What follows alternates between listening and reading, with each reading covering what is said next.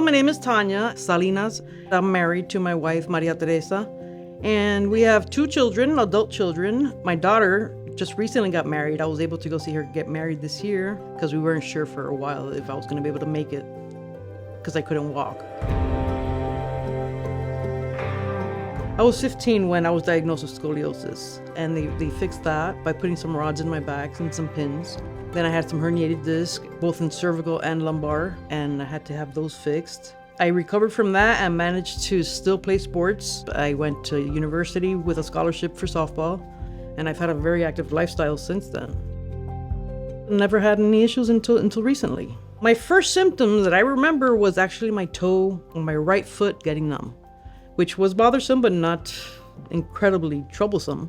But my foot started going numb about a couple months later. They could not figure out why I was losing feeling, and I could feel it slowly creeping up my legs. I was frustrated. I had tried physical therapy at that point with no success. It kept getting worse. Very frustrated, I spoke to my wife, and she said, let me call the Miami Neuroscience Institute and see if we can get in. And that's when I saw Dr. Morgan.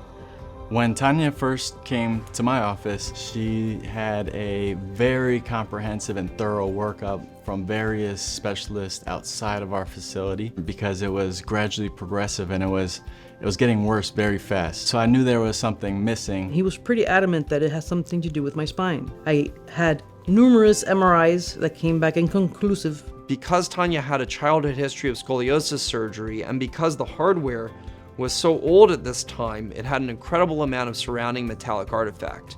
And therefore, every time individuals would look at her spinal canal, you just couldn't see what was there. I decided to take a different approach, and I ordered a study that's not typically ordered. Tanya had seen not only other doctors about this issue, but she had seen other neurosurgeons.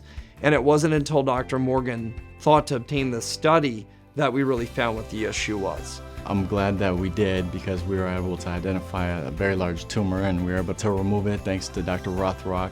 A spinal meningioma is a type of mostly benign tumor that in this case would originate from the lining surrounding the spinal cord.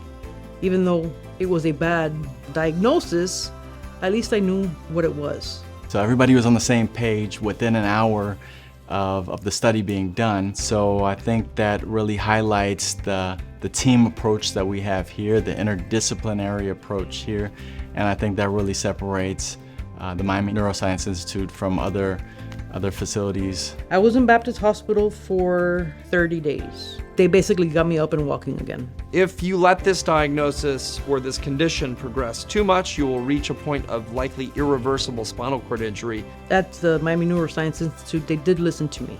They made sure that I got the treatment that I needed. That feeling when I went to see my daughter at her wedding and I was there with my entire family, it was pure joy. It was pure joy that I got the opportunity to see my daughter get married. And that was a miracle. I feel like I got a second chance at life.